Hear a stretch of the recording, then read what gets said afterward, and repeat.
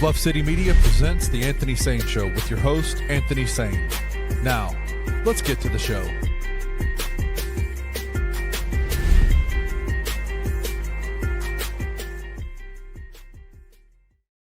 What's going on, everybody? Welcome to the Anthony Sain Show. This is, of course, your host, Anthony Sain. Here with my guy, Kenny Stubblefield. Kenny, what's going on, my brother? I'm just gonna let it be known to everybody watching this right now. I'm only here so I don't get fined. Exactly, man. Yeah, we are here. It is approaching midnight as we record the show. I don't even think we did a post game show tonight. We didn't do no post game, huh? Yeah, post game's going right now. Oh, okay, cool. Shout out to my boy Daniel Greer holding it down with the post game show. If you are expected to tune in and see me yelling at the camera for an hour and getting rid of people, this ain't the type of conversation at all, man. No. Thank y'all for the click though. Drop a comment saying we wish he was screaming at us for an hour about what we just saw. Let's fire everybody. Let's get rid of everybody. I don't have that type of conversation for y'all today. When I saw John Morant hit the ground, I pretty much knew, regardless of what the score was, I knew where this game was going. It's so funny, man, because we have a group chat that some of the guys from Bluff City Media are in. And we weren't saying nothing about the game at all. Nothing. We was being super quiet about the game, man. Like we were waiting for the shoe to fall. And man, it fell. The Memphis Grizzlies lost to Oklahoma City Thunder. I want to say the score was 123 to 118, if I'm not mistaken. 114 to 108. Oh, somebody. Anyway, I don't know where I get my score from. But anyway, the Memphis Grizzlies lose to Oklahoma City Thunder. Down 3-0. We're up at 1.29, I think. Yeah, up at 1.29 in the game. Yep. John Morant. At halftime, Anthony. At halftime. We were up 26 at the half. We got up 29 at one point. Oh, okay. All right. Yeah. Memphis Grizzlies lose to Oklahoma City Thunder. John Morant takes an injury. He's definitely probably done for the playoffs. Another Grizzlies season that ends with John Morant being injured. I want to say every time we've got eliminated, that's happened except for the Utah Jazz series. Pretty much a snapshot of what this season has been. Kenny Stubblefield starting out very well, looking extraordinary, and then we lose the game and we lose the season. This has just been I came on here prepared to talk about how I've been watching other playoff games this year, right? This season. And I was prepared to talk about how, yeah, man, I join with you guys. We do need to add, this team needs some wings. It needs some athleticism, it needs some height, some all these type of things in the perimeter, right? And then I came in, I was like, okay, we about to win. So I'm gonna come in excited. I'm just thinking about what I'm gonna talk about.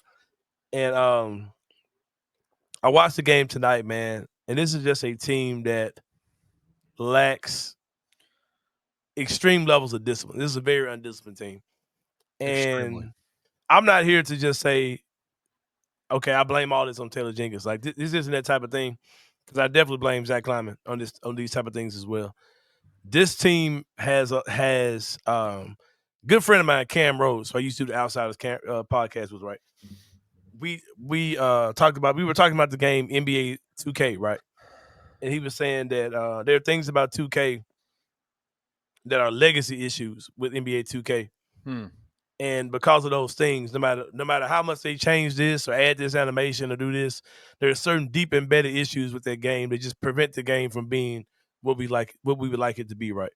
There are so many legacy issues with this Memphis Grizzlies team and this Memphis Grizzlies organization that when these type of tight pressure situations happen, this is kind of what happens, man. And I just think about some of the conversations I've had with fans over the years, and just people who want to debate me about certain things, and just some of the narratives that people have pushed. And it's like, and I said this on Twitter, and of course, people get all emotional through these games, so they just get to saying all these type of stuff, all type of things.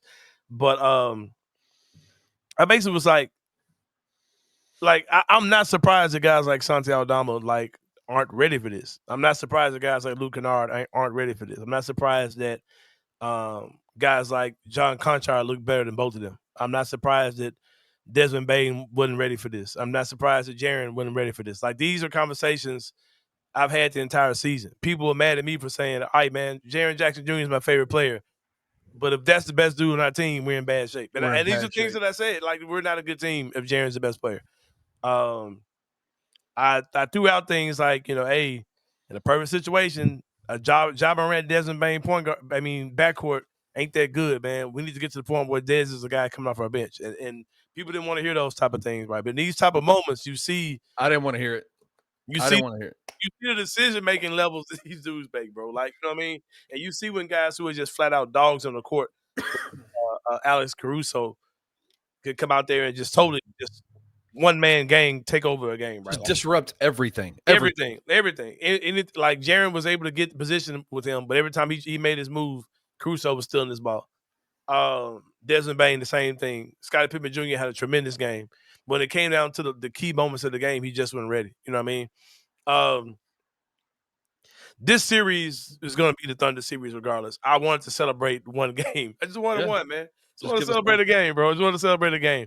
That did not happen. I saw John Martin saying that this is a scar on Memphis sports history. Like, no, we were not the favorite team. Yeah, we lost one game. We lost this game in the series, but you're gonna lose the series regardless, bro. It's not that big of a deal. This series has been very what's the word I'm trying to say? Revealing. It's kind of revealed. Absolutely. It's kind of revealed. But here's the thing, man. A lot of people is like, well, this kind of shows us who we are. This does more than show us who we are, man. This shows us who we have been, bro. Like this shows us really who we've been forever. Oklahoma City team did things a lot differently than the Grizzlies have done here lately. But as far as they added Alex Caruso, they added Isaiah Hartenstein, right? But they also kind of identified their guys. They identified their coach, and they developed a culture, they developed a scheme, they developed a system, and it's been a continuous thing. Like they've been doing these things, building on it for years on top of years. In the last couple of years, man, we've done some very goofy things. The whole thing of, firing all of Taylor Jenkins' coaches, and then keeping Taylor Jenkins, and then firing him with 9 games left, and then bringing in this new coach. And the thing is, I think Tomas Islo is a good coach. I'm watching the same games you guys are watching. I see the substitutions that are bad, or why Scottie Pippen at the game in. I see all those type of things, right? But I think that he could be a good coach, but I'm not sure he could be a good coach from where this team is now, because we're in a true crossroads for this team, because you're at a point where a lot of things that were cute mistakes by our players, they're magnified now because they're grown ass men. Jaren and Dez are grown ass men now. These things that used to be cute when they were just these young overachieving team, they're not in overachievement mode now. They're the place where they're supposed to be. You're supposed to be able to compete in the playoffs at this point, and they're just not there. Of course, there are the issues, with the roster. There are already deficiencies on this team, and then you got guys that are hurt, right? You got Jalen Wells out, you got Brandon Clark out, right? But this team just lacks so much mental toughness, bro. So much discipline, and being somebody that unplugged from this team a while ago, probably 2 months ago, and I just kind of stick my toe in the water a little bit when we're up 29 on Oklahoma City Thunder, all those type of things. I'm not as emotionally wound up as some people might be tonight as I record this. But I do realize that there are certain things about this team. They're going to have to make some tough decisions this season. And when I say I'm starting at the top with Robert Perry. I'm not assuming that Zach Kleiman will be back. And I was tripping off of something that Chris Ingram said, host of the No Bluffing podcast. Make sure you check those guys out. Like we talk about, is Kleiman going to be back next year, right? That's something that we'll know like probably in a few days. Like if they're going to move on from him, they're probably going to move on from him. As soon as we're eliminated. And that's a decision. I don't know who makes that decision. Does Robert Perry make that decision? Is that a Jason Wexler thing? I mean, I don't know how that would happen. And I've said my concerns about that. I've said my concerns about if you bring in a new GM, is his first order of business trading Ja Morant? You know what I mean? Because there are people who nobody loves your kids like you love your own kids, right, Kenny? There might be people who think that your kids are brats, so they might think that Gabe is a brat, or they might, whatever. But you see your kids do a totally different way. If a new GM comes in, how does he see Ja Morant? Does he see him as a cancer to the team and a guy that can't stay on the court, or Do you see him as a guy who has a limited offensive game? You know, all these type of things. Those things matter, bro. Like as far as as whatever the next direction is for this team. Do you trade a Jaren Jackson Jr.? Do you trade a Desmond Bain? These are all questions you have to ask, right? Like, do you see value in a GG Jackson? Do you use him as part of a deal or whatever? It's a lot of questions you have to ask, man. But it seems like we're about to wrap this thing up very soon. Seems like the season's about to come to an end. But there are some hard decisions that have to be made for this team. Can I speak to that for a second? Yeah, go ahead, bro. Go ahead. I think that you've expressed it now twice that bringing in a new GM, what happens to the, like you said, what happens to this new GM? What do they think about Ja Morant? What do they think about Desmond Bain, Jaren Jackson Jr., the rest of this roster? One of the reasons why I was pro getting into the playoffs and facing off against the Oklahoma City Thunder. Yeah, let's see. Is not because I thought they could win it. I never thought they would win this series ever. Like there was never a part of me that said, "Man, the Grizzlies have a shot." Right? They played their ass off in that first half of this game tonight, and I was extremely excited that they would at least get one. Right? Like get one game. My opinion, the reason why I was excited about them getting in the playoffs and not having another abbreviated end of the year like they've had for the last, like they did last year, was that it was going to reveal a lot about this team. And specifically, you said this a few episodes ago, that the conversations around the back end of the roster are kind of ridiculous. Yeah. Everybody has conversations about the back end of their roster, like except for maybe Oklahoma City, right? Like every team has pieces that they would love to, upgrade on the back end of their roster. You said the real conversation that you're willing to have is the conversation about the big three, right?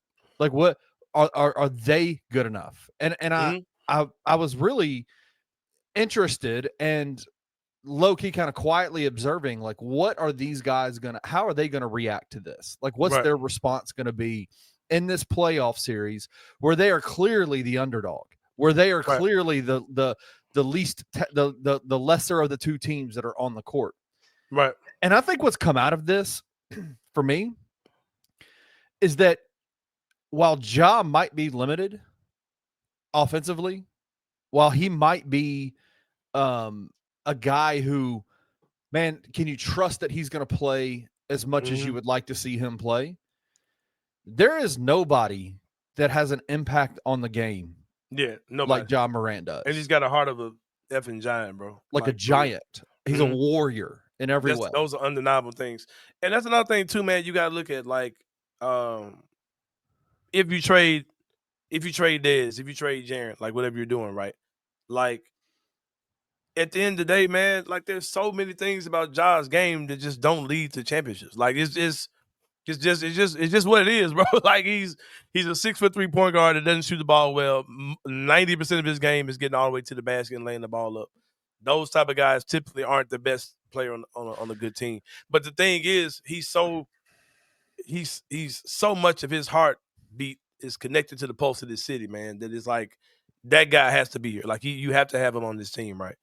But and another thing that I would say too is this: his the way that he lifts the team up, the way that the team responds to him, like they responded to when he went down. They responded. They were deflated. The air was literally pulled out of the team. Blown. It was done. The offense, while it's limited when he's out there, if he has the ball in his hands, the offense moves and is aggressive and plays with an edge that when he went out of this game tonight, they absolutely lost. And my concern is, and I texted this in the group chat when I did finally say something about the game, was how are Jaren and Dez 6 and 7 years into their career and unable to shift the flow of a game, right? And to just know how to take it to the next level. Like I said, man, that's all coaching. And that's not just like in the moment coaching. I'm talking about like developmental years of preparation type coaching, right? And that's the thing. Like if whoever comes in, they've got to break up this legacy bullshit with the Grizzlies where Jaren don't set screens and we don't know how to get Jaren and Ja going at the same time or playing off of each other and all. Like those are legacy issues with the Memphis Grizzlies, right? And whoever comes in as a coach, whether it's Tuan Masislo, whether it's whoever they hire as a coach, I have no opinion, bro. Like whoever it is, let's go. Like whatever it is. If Zach Kleiman is the GM or he's not the GM, he's still got the same roster situation to deal with, no matter who it is, no matter who this new guy is, right? Like I just want to see what's going to happen. Like how are they going to handle these type of things? Because those two dudes, Jaren and Dez, showed you in this game that they just ain't ready for this, man. They're not. They ain't those type of dudes. And if you look on the other side, when it turned into go time, the third best player on the Oklahoma City Thunder was Chet Holmgren, and he went there. Jalen Williams started going there in the second half. Dez and Jaren just didn't rise to the occasion. Jaren tried to a little bit in the fourth, but he just couldn't do it. And the moment was just too big for both of them. And like I said, that's scary. And Anthony, that's scary to me. Like especially at home. At home, right? When your back's up against the wall, the fact that moment is too big for them when they are over half a decade into their career is to me super revealing about them too, and about what this team, like what this has revealed about just the deficiencies that this team has, right? Yeah. Like the am I saying get rid of both of them? No. But I'm saying you probably need to make a choice. You got to make a choice because there's a lot of money tied into those two dudes, those three dudes. You got to make a choice. You got to make a choice for sure. It'll be interesting, man. Shout out to Scottie Pippen Jr., who has had a really good playoff altogether, man. He's been in the starting lineup, which makes zero sense. I remember a time, Kenny Stubblefield. When the argument was Marcus Smart being in the starting lineup, right? Because he was too little. And here we are, freaking Scottie Pippen is in your starting lineup. A guy who I didn't even know he was going to be in the playoff rotation the way things were going at one point this season. But I'm not saying that's a bad decision because he has to be. He's had to be in the starting lineup, right? Yeah. But the fact that Scottie Pippen Jr. has had a better season, better playoff than Desmond Bain, that's pretty telling. Like, and it's not even close. Like it shouldn't be close, but he's had a much better playoff than Des for sure. In two out of the 3 games, Desmond has had, and I know this stat is completely overrated and kind of ambiguous in how it really works, but Desmond Bain is a minus 61 in 2 out of these 3 games, bro. Oh, wow. Yeah, like, when you look at 51, it does it though. But yeah. Well, he was. I mean, like they lost the first game by 51 points, and he was a minus 51. So basically, if you had given Vince all of Desmond minutes in that game, they might have won it. Right. Like if you had just not played Des. I'm just super frustrated with Desmond Bain. I'll be honest with you, man. Yeah, he's a guy who has the ball in his hand. Like he can make. He's the guy that's supposed to be able to make more things happen, right? But you talk about front runners, man. Like we got a lot of front runners on our team, and Dez is one of them. He does a lot of barking and flexing his muscles and all those type of things when the going is good. But when things get tight, man, them short arms shrink up even more. He gets tight. When things get tight, he gets tight. Like I said this, I don't know if I texted it tonight, but you texted, you said Dez has to win this game for them tonight. Yep. I said he's playing so tentative. Like he's playing so tentative. And it's like, do we get frustrated with Dez turnovers when he's out of control and wild? Mm-hmm. When he's out of control and wild, and when he's playing with an edge and playing with a speed, man, he makes things happen. Things happen for him. Yeah. He was playing so tentative tonight, man, and still turning the ball over. Like anyway, you said the key thing though, man. I don't want to hear nothing about the Dorian Finney-Smiths of the world. I don't want to hear nothing about the Cam Johnsons of the world. I don't want to hear nothing about what we could have got for Marcus Smart. I don't want to hear nothing about the Jake LaRavias of the world, or the Vinces, the GGs, or should we be playing Bagley, the Lamar Stevens. At the end of the day, bro, there are serious question marks about our big three and if those guys are good enough. Yep. I would love that to be the case.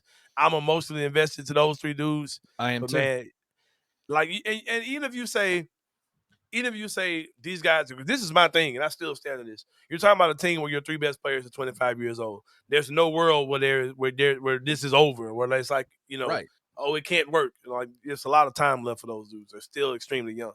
But the thing is, you're about to go into a phase where the cuteness is over. Like, the cuteness is over now. It's been over, yeah. It's been over.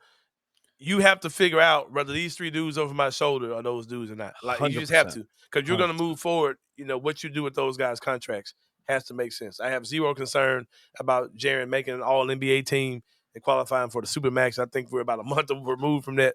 The fact that people still talk about those type of things, I don't get it. That's probably a wrap. But man, like I said, you have to make sure those guys. They're going to have to make some hard decisions this summer for sure. I don't really care what direction they go in, but they're going to have to make some hard decisions. And this isn't in order to win a championship thing, because even with that, it's going to take a couple of years to figure out what you are, even if you make a move involving one of those 3 dudes. Yeah. But they just have to figure out who they want to be, which way they want to go, man, because your leaders aren't ready. And the fact that Ja's always getting hurt, man, that's a reality, bro. Like, that has to be discussed. That's something you have to look at for real this summer. But like I said, does it change your opinion on those injuries? The fact that every one of them are a fucking car crash. Yeah, like that. It's not like he's running down the court and my hamstring. Like I'm out. You know what I'm saying? He's getting undercut. Like as silly as it does, man. Because I'm gonna go back to that too. Undisciplined team. I said this when I saw it. Charles Barkley said the same thing. Scottie Pippen just laid the ball up. Lay the ball up, bro. Just lay the ball up. I'm like, again, 2 of the major injuries that Ja's had have been off silly lob attempts by dudes who shouldn't be throwing lobs, bro. Like, why throw that back to Ja? Just go up for a layup, man. What are you doing? You got Lou on your backside. Go up for a layup. Yeah. But man, like I said, it does look like Ja's gonna be out for the season with this for the playoffs. I doubt he's back for Game 4 here in Memphis, and we're gonna get smacked by that team. You're without your superstar point guard. These other guys ain't ready for this, man. If I've ever seen a team that needs a reset, that needs a season to end soon, it's this Grizzlies team, man. A season full of turmoil. Looks like it's about to be coming to a punishing end. Kenny Stubblefield. Well, we about to take a break, man. I'm burying the Grizzlies. We'll talk about this next week. Kenny, this very well may be, in all reality, this is probably the final show we do while the Grizzlies season is actually going on. By next Wednesday, this thing's gonna be over. But yeah, we'll come back and we'll talk about Penny Hardaway and things that are going on over on the other side of basketball with the University of Memphis. We'll talk about that and more when we get back with more to Enter the Sain show. See you guys in a minute.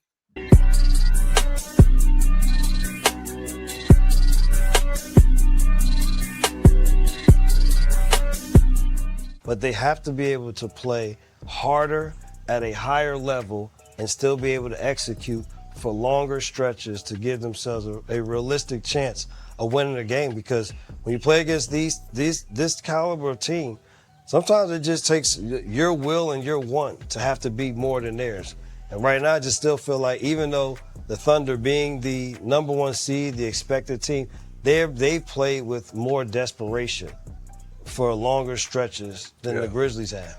Why it has been so lopsided is because the better team and who they've been all season is still playing harder than the other team. So if the better team also plays harder, then those two, you put that plus that equals what has happened. Yeah.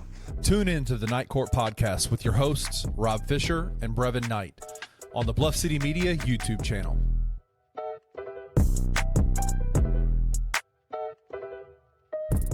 The money that was going to be spent on PJ, just like it's longer. Gone. It doesn't exist anymore. That's what sucks. That sucks because those are not reallocatable funds. These other teams have those dudes they can literally call right now and just be like, "Hey, bro, Cut me a 2 and get one of your buddies to cut me a 2 and let's get this dude in. And we're good to roll. And it's just making phone calls. And unfortunately, Memphis doesn't do that. They don't have. I think. Oh man, y'all about to get me going crazy. I think they have the people. They don't ask the people. The worst you can hear is no. But the problem is, I bet they've asked plenty in the past to a lot of no's. and they're tired of hearing it. If you can't handle hearing no, find a new job. Tune into On the Bluff with Christian Fowler and Gabe Kuhn every Tuesday at 12 p.m. on the Bluff City Media YouTube channel.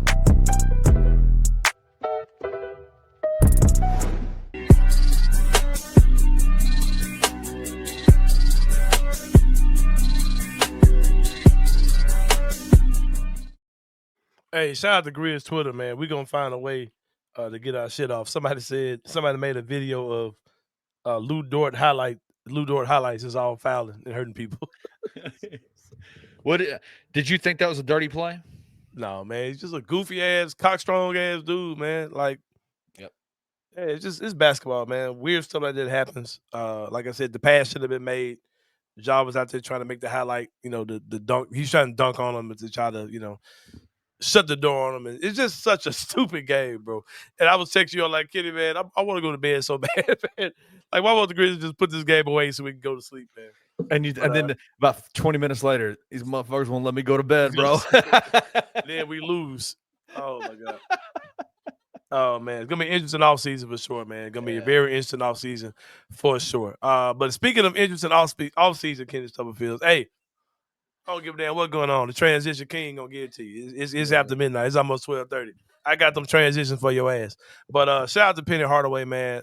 I'm going to say this. I say this every year. And I'm going to say this. Whatever team Penny going to have this year is going to be better than the team he had last year. I'm on about a 3-year streak of that for sure. I said this in the Discord this week. There's 4 things that are certain in life. Are you ready for them? Death, taxes, Tiger fans freaking out about the roster in April, right? And Penny Hardaway reloading and showing y'all late April, May, June, July, August, showing y'all ass something. I had these guys' names. I kept saying them over and over again, but a 29-point Grizzlies loss. I've totally watched these guys from my memories. But the Grizzlies today got commitments from a 7-foot 5-star dude named something Augustus or something. Aaron Bradshaw. Close. Augustus is close, but it's Aaron Bradshaw. and a point guard named Maximus somebody. His name is Doug McDaniel. There you go. If I were to have a Aaron Bradshaw and a Doug McDaniel side by side, I would not assume there's 2 black dudes, but they are. The Memphis Tigers signed former point guard of the Michigan Wolverines a couple years ago on a team that the Tigers beat a few years ago. He was their starting point guard. The big man. What'd you say his name was? Aaron Bradshaw. Aaron Bradshaw was a former 5-star player. Committed to Kentucky, played a couple of seasons there. Then he went to Ohio State. Is that correct? I think did he play? I think he played 1 at Kentucky, and then he went to Ohio State. Yeah. So those are 2, bro. Like Penny has This is what I said I want to happen. I want the team to have a little bit more depth. The team was very good last year. Had 3 very good guards, but they didn't have enough depth to even really get through conference play without playing the guys a ton of minutes. I think it's going to be a very fun team for Penny this year, man. He's got some nice recruits coming in. Shout out to guys like Gary Parrish, who's Gary's really been killing it with the Tiger covers this week, talking about things, even like with a guy like a PJ Haggerty, right? Like, do you leave the door open for a guy like him? Because it could very well be a situation where teams just don't have the money to pay him $4 million in NIL. And Memphis should be in a position where they're like, hey, we're ready for you. You want to come back? We got you. And that's something I'm not going to rule out because he ain't going to the draft. I mean, he might, but I don't think he's the guy that's going to get picked. No, he's not a Gary. And once again, shout out to the GOAT, Gary Parrish. He said this, talking about PJ Haggerty and the whole situation with him, the money that he's demanding is, I think he's starting to realize that next year is probably going to be he'll make the most money he'll ever make in his entire career his life playing basketball. So why not go after it? Right. So, there is a reality of that. And I think